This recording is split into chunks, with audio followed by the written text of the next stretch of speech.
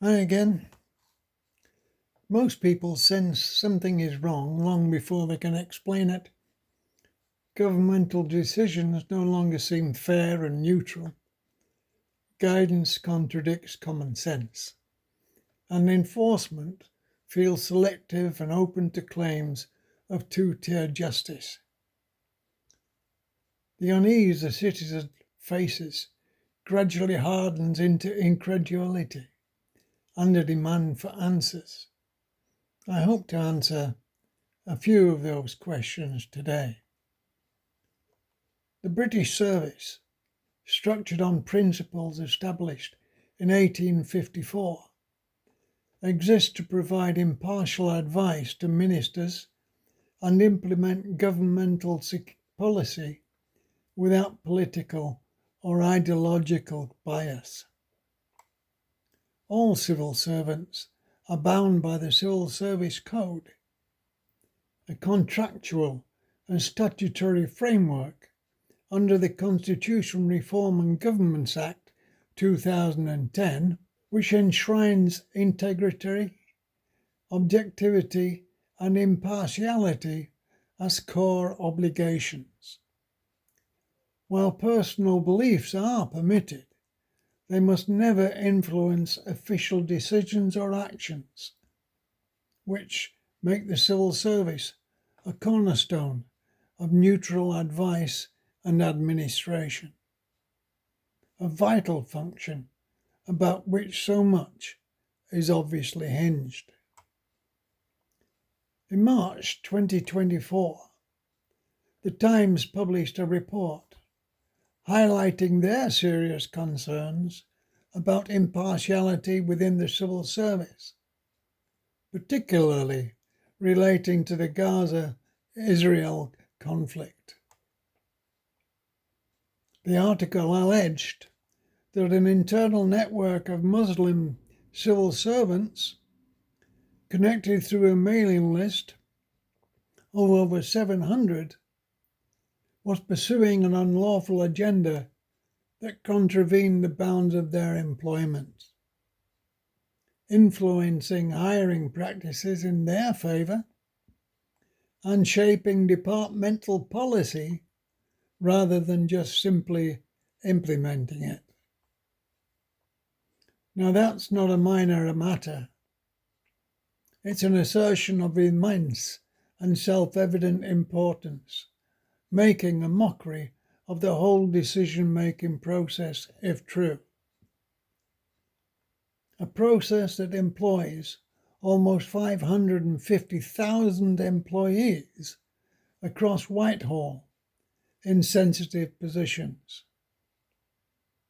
March 2024 is therefore the time when the problem was highlighted and made public, but is no indicator as to when the problem actually started. A year earlier, a general survey showed that approximately 18,000 Whitehall civil servants identified as Muslim. The Times revelations triggered a ministerial and public scrutiny, but there were obvious reasons to downplay both the accusation and the predicament as a whole.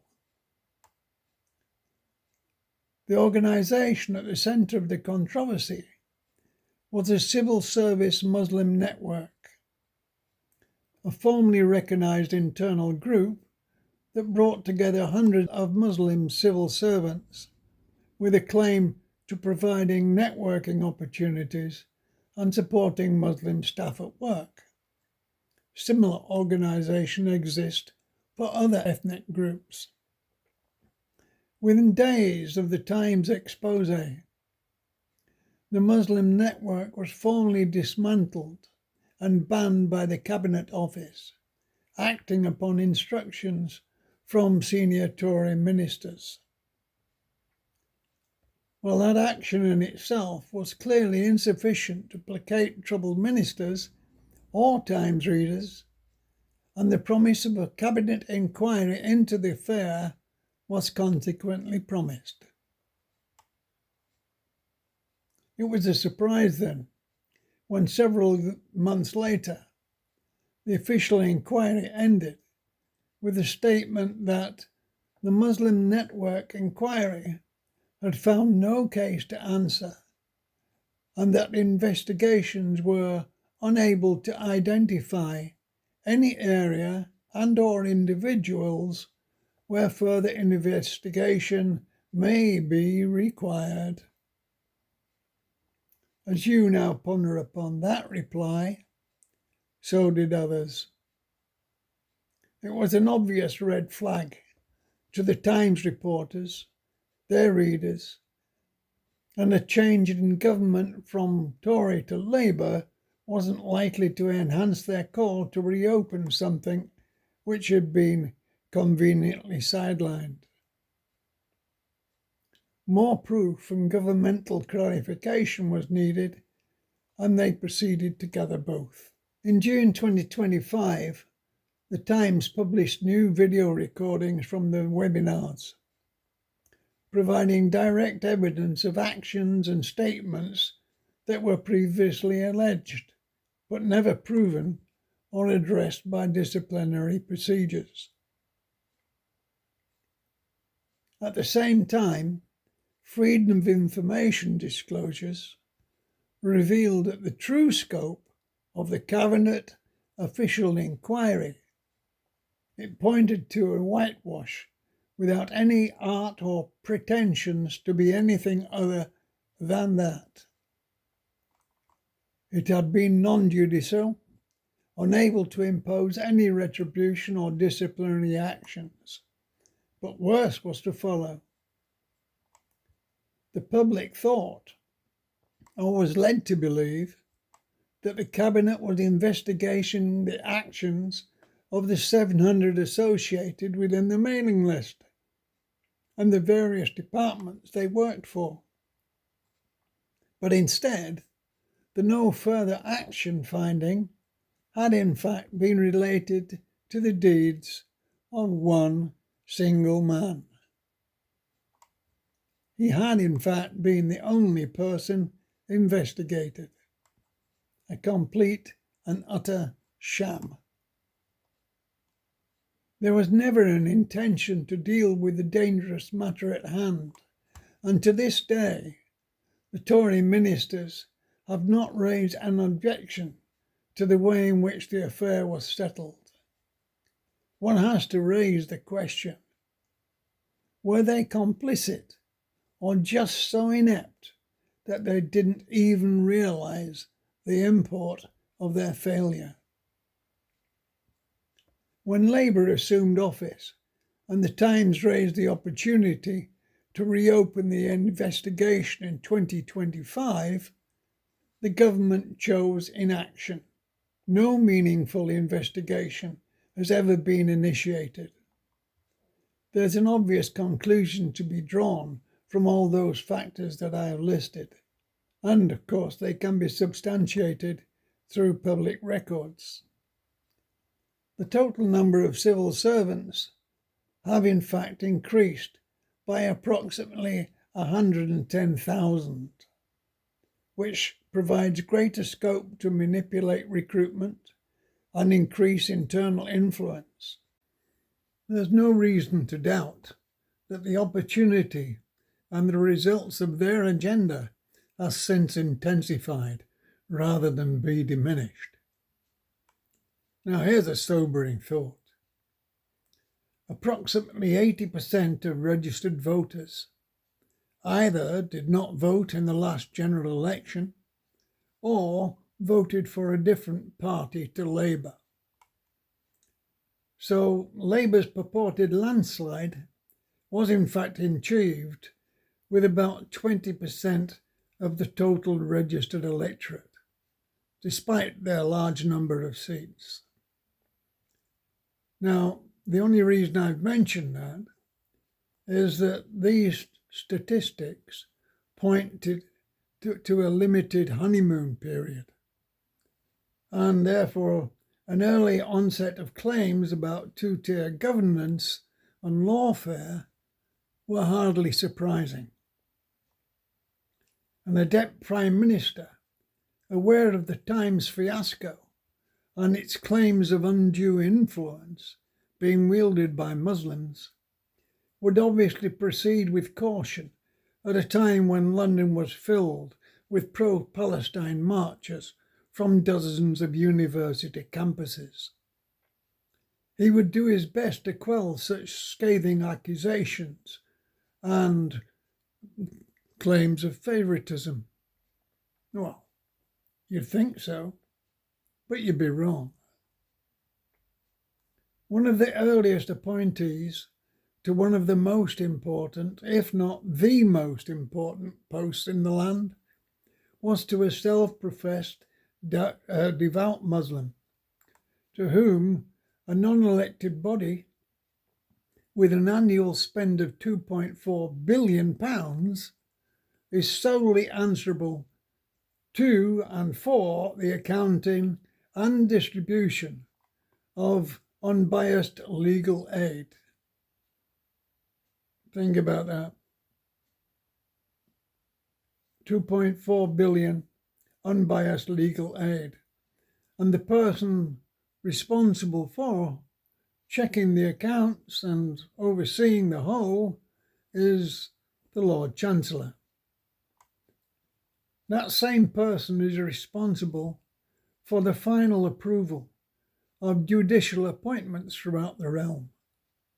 He or she can, in fact, reject nominees, suggest their reappraisal if they failed, and no one is appointed without her explicit agreement. A pivotal role of crucial importance affecting impartiality throughout the kingdom.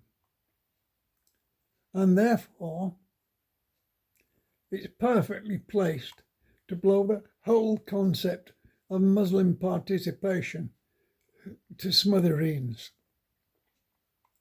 A conclusion determined by the Quran itself, which leaves no leeway for Muslim councillors or mayors, judges, MPs, or even civil servants.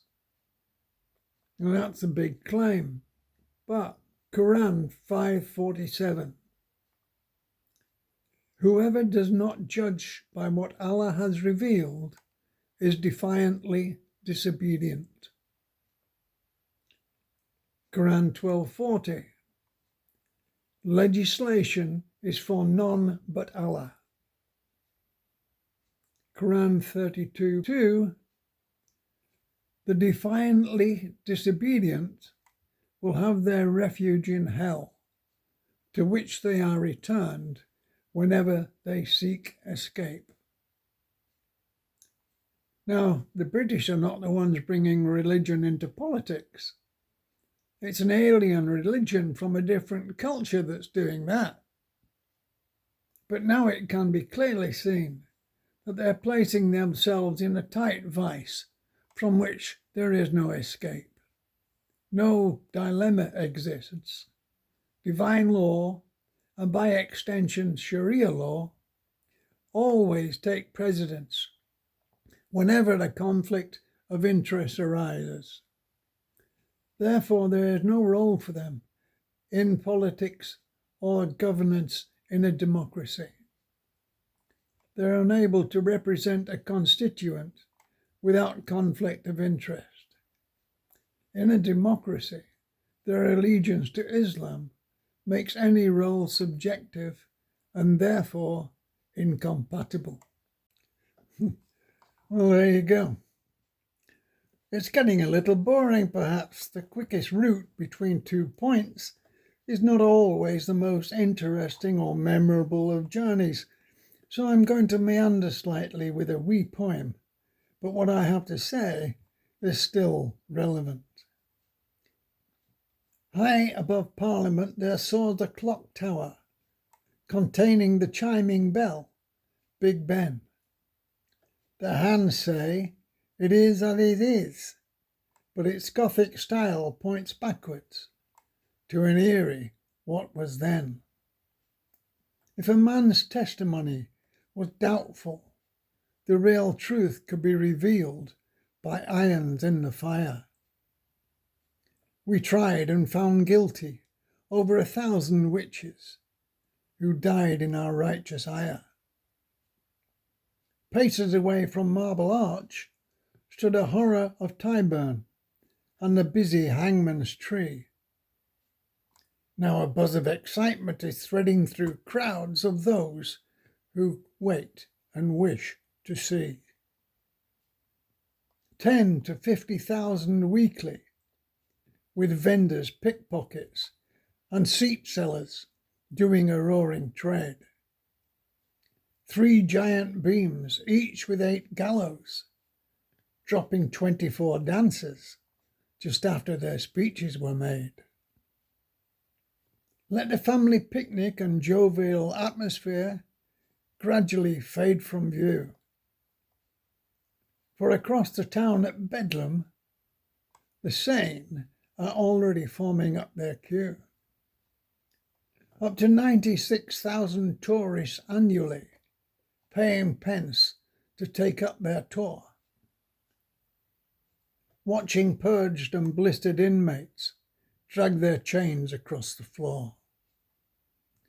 Prodded, poked and jeered at, epileptics, idiots and the criminally insane. They opened up a glimpse of hell where witches cried to God, but they cried to God in vain. Nelson's Navy, in which 2/3 were cruelly pressed and rarely saw a British port. And a woman's working hours were trimmed to a measly 58 within the English court. Mine owners were up in arms as children under 13 were banned from 12 hours a day. Big Ben ticked, and each passing age we fought. We didn't submit, and gradually we changed our way. So, to summarize, we've been able to refine and change the laws 1,000 times as dictated by the day. We're not governed by a medieval clock that stopped in early 7th century. In 1677, in fact, Parliament abolished the Church's power to impose the death penalty for heresy, blasphemy, atheism, and similar religious offences. We transferred those dangerous powers from the Church's authority to the authority of Parliament. As shown at times, those deciding whether or not to apply severe doctrine within Islamic nations, which relates to amputation or death, are not even elected, and there is no method of voting for their removal, even if one longed to do so. Iran's Ayatollah, perhaps, is a prime example. In every area we examine, there is incompatibility. And as I said in my video on demographics, that simply has to be proven in law by a vanguard nation as soon as possible. Nigel Farage's Reform Party, once seen as a beacon for common sense politics, now faces a crisis of credibility. His senior appointments reveal a pattern that can't be ignored. A Muslim chief of staff, a Muslim candidate for Lord Mayor, and a Muslim likely to be proposed as Chancellor of the Exchequer. One hesitates to criticise a man of such charisma and abilities, yet I find myself bitterly disappointed. For years, a distraught majority grew ever more despondent and angry as successive governments totally ignored their misgivings on border control and immigration. When Brexit was debated and voted for, many placed heritage and culture as being more important than individual wealth and financial security. They delivered for Farage his victory on the world stage. And there is no doubting he had earned it. But those same grassroots members now feel a similar frustration. And that simply shouldn't be. The internet is awash with former members. And so his insistence on settling disagreements behind closed doors feels oddly ominous. Like someone in the Kremlin saying, "I'd like you to pop in and discuss your new accommodation, but bring snowshoes." In my view, there's only three possible explanations for his actions, and none are acceptable to me, largely in view of this quote from Mohammed Gaddafi in 2006. There are signs that Allah will grant victory to Islam in Europe without swords, without guns, without conquests. We don't need terrorists. We don't need suicide bombers. The 50 million Muslims in Europe will turn it into a Muslim continent within a few decades. Oh, this could be totally disregarded, and many do. But I believe an adept politician would at least view it with some intrepidation. Farage does not. I believe he has boldly crossed the Rubicon, and yet many of his rank and file are faltering, some more than willing to reconsider and find an alternate route. I have numerous friends online and sympathise with the confusion they face, but there is a certain clarity in Nigel showing his colours so early. It prompts another consideration that only emphasises how faulty his present thinking is.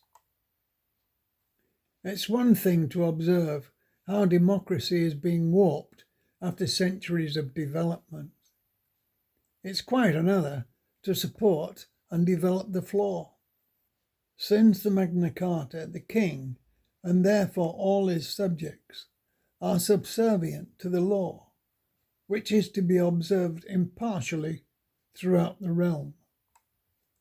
When that impartiality flounders, so too does democracy.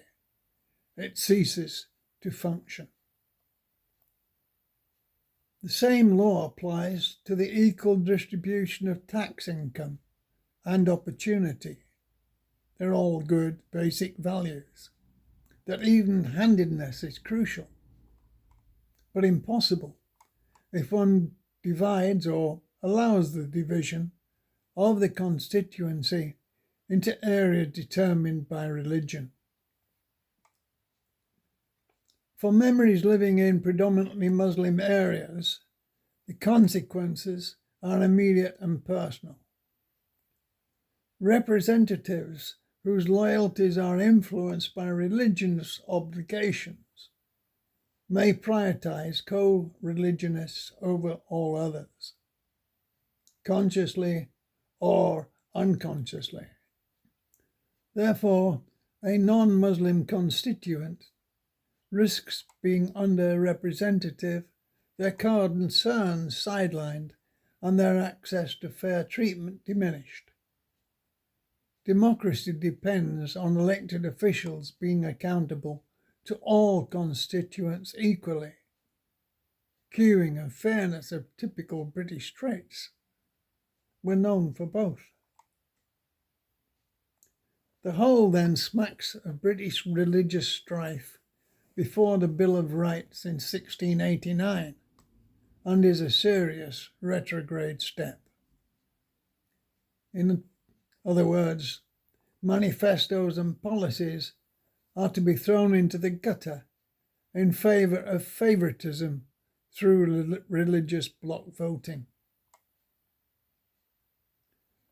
Now, I'd reached this point in my video preparation and was ready to move quickly to the conclusion when I was struck by the gravity of the subject of policing and the way it permeates every level of society, leaving little untouched. In light of our new reality, the very concept of Lord Mayors and the powers entrusted to them deserves serious scrutiny. It's more than pivotal or crucial. The words are inadequate. I spent 40 years in uniform and associated administration, including an extended tour as instructor at the British Academy of Officer Training at Sandhurst. I feel privileged to have done so. Military service, police service, fire service, ambulance service, and the health service. I believe that the best of our youth are drawn to these callings. We owe them, however, far more than platitudes. Gratitude is meaningless if we prevent them from doing their job properly by promoting mediocrity, quotas that ignore operational reality. The idea of equal female and male numbers in policing didn't come with the understanding that the roles were different. No, it came with the expectation that women should patrol the beat in exactly the same way as men. Think about it. There used to be a minimum height restriction applied to men for operational reasons.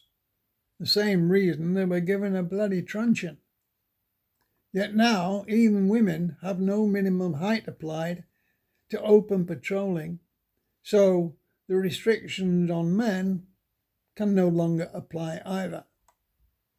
There are already sufficient roles for women in fraud and forensics, and they are far better than men when they follow up on rape or abuse cases, areas where they excel. But, generally speaking, Boadicea was an exception, and the Romans didn't have female legionnaires. Imagine not trying or seeking promotion on merit, because although there were gaps, they didn't match with the gender or ethnicity being sought at the time. Soul destroying. Good motivation and morale are intangibles, but I would hazard a guess that good morale is equal to roughly an additional 35% of the workforce. Poor morale, by contrast, is a downward spiral. Reduced numbers, falling standards, increased health complaints, and eventually early retirement. As dismal as it sounds, British policing today is suffering from precisely that condition. Officers are increasingly diverted from their primary function, the prevention and investigation of crime. Instead, they're pushed into prolonged public order duties, football matches, supervising those, marches, counter-marches, and protest supervision now consumes vast amounts of police time and energy. In many cases, officers approach overtime limits without having meaningfully engaged in crime work at all. Criminal elements are not slow to notice. More marches equals less effective policing, which increases income and diminishes their risk. Hey, it might even be worthwhile employing a few agitators from those on the dole. Imagine, instead, if match and match supervision and marching supervision were handled largely by ex-forces veterans, ex-police service, and territorial army volunteers paid for on a per-hour basis. That would free the police to do what they are paid for, particularly the seizure of assets derived from criminal gain. One or two Morgans and Ferraris would help, wouldn't it? Morale would rise, recruitment would improve, public trust would be restored, and the system could become largely self-financing. It's already problematic for the police to answer to any political party. It becomes far worse if that party prioritizes religious allegiance over civic accountability. We've been gradually lulled into an unacceptable situation in our attempts to be considerate. Advance UK or Reform, whoever, please hoist this home. The police commissioner in London is placed in an intolerable situation in which rhetoric and platitudes fail to hide the impossibility of his task. He is told, we are told, everybody and his bloody cat is told that he has total independence in deciding how his force should be run. Interference in police matters? Oh, no. A big no-no, right? Wrong. Let's look at practicalities. Without the mayor's support, he doesn't get promoted. Therefore, he's under a subtle debt of gratitude from the outset. While the commissioner carries total responsibility for policing, it's the mayor who determines strategy through his priorities. It's the mayor that steers direction. He also holds the purse strings and determines the effective size of the force against a method of control. Ultimately, the mayor has a final voice on whether the commissioner is fired or has his tour extended. No pressure then. Did I mention the mayor? Of necessity, a chief constable surely must be appointed internally through the police themselves or via ministerial approval, ensuring he is not personally beholden to the mayor. Natural liaison is crucial, but the final word on strategy against crime must rest with the person responsible for the outcome. Otherwise, he too has an excuse against laxity or failure. The size of the force and the available budget need not be a matter of contention. Both realise the importance, and it's generally financed by central government anyway. Extra funds will continue to be raised by local taxes. If the mayor doesn't pay, the mayor doesn't get. Continuance in post, therefore, must be determined by those who promoted him, by his professional peers, and his abilities, and the measurable outcomes, such as crime statistics. And all that without political or religious ramifications. So it's time to finish up, folks. Have I earned the right to mention my pet hate? It's the misnomer associated with the word officer. Some think it's an automatic promotion from which to address the lowly plebs. Sorry, constable of the law. Get a few years in instead. I was aboard the Farage Express, but now I see two trains in the station. One demands far too much and is not calling at any station where I want to get off. It's stalling now and may even start to shunt backwards. The other is advancing to Ben Habib's college in February. I think it's the 7th of February. I feel we've already covered a lot of ground together, but until then, once again, from Lord Urchin, auf Wiedersehen. Bye.